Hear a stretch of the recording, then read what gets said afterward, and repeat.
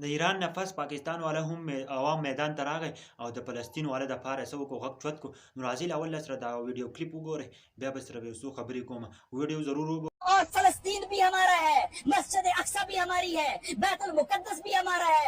और इस ऑपरेशन का नाम अगर जो है वो मस्जिद अक्सा के नाम पर रखा गया है तो इसका मतलब ये है कि फलस्तीनी मस्जिद अक्सा की आजादी की तरफ बढ़ गए हैं. और सिर्फ फलस्तीनी नहीं बढ़ गए, पूरी दुनिया इनके साथ खड़ी होनी पड़ेगी, इसलिए कि फलस्तीनियों ने एक और बहुत बड़ा काम कर दिया है. मैं अपने वतन का एक बेटा होने के नाते ये बात कह रहा हूँ. पाकिस्तान के अंदर कुछ खायन आए, उन्होंने कहा कायदे आजम की पॉलिसी छोड़ दो, उन्होंने कहा पाकिस्तान की आइडियोलॉजी को छोड़ दो. मैं उनसे ये पूछता हूँ, अगर पाकिस्तान की आइडियोलॉजी को छोड़ दिया जाए तो इसका मतलब है वतन छोड़ दिया जाए, इसका मतलब को टूटने दिया जाए, क्योंकि हमारी बाइंडिंग फोर्स तो हमारी आइडियोलॉजी है, हमारा नजरिया है. तो पाकिस्तान का नजरिया क्या था? 1937 में पहला फलस्तीन का दिन इस पूरे السلام علیکم ورحمت الله وبرکاتہ. ویډیو هم کتلې ماشاءالله ډېرې ښې خبرې کړې دي. فلسطین والا سره څه شو لاړ شو هغه له مالي امداد ولېږو. هغه اوس زموږ د وس څه کېږي په کار چې هغه ورسره وکړو.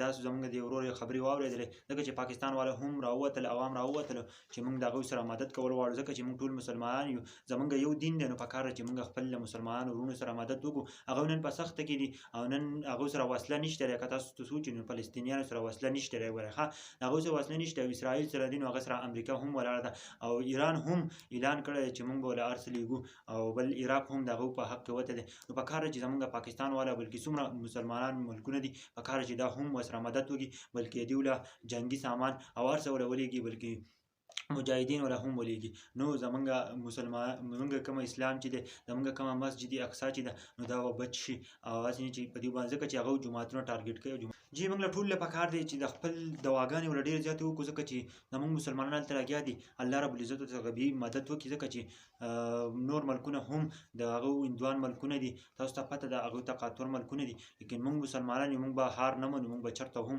د خپل مسلمانانو وروڼو سره به ودرېږو. دا خبرې وې که نه ما چې تاسو سره هم شریک کړم چې د پاکستان زمونږ دا وروڼه راوتي دي د دې لپاره راوتي دي چې فلسطینیانو سره زیاتی کېږي. مخکې ورسره هم زیاتی شوې او که تاسو سوچ وکړئ نو هغه بیا څو ورځې جنګ ښتی و لیکن بیا هغه څه کړو جنګ یې بند کړو. لیکن نن بیا نښتی دی لیکن انشاءالله د یونې پیرله به مسلمانانو ته فتح نصیب کېږي. که څومره جنګونه مخکې شوي دي که تاسو سوچ وکړئ نو هغه الله پاک مسلمانانو ته فتح بیا ورکړې ده. نو انشاءالله د یونې به هم مسلمانانو ته فتح ورکړی کېږي. لیکن موږ ته دواګانو او زموږ ټول مسلماني ملکونه چې دي په کار چې موږ سره یو ځای شو او موږ د هغو مدد وکړو.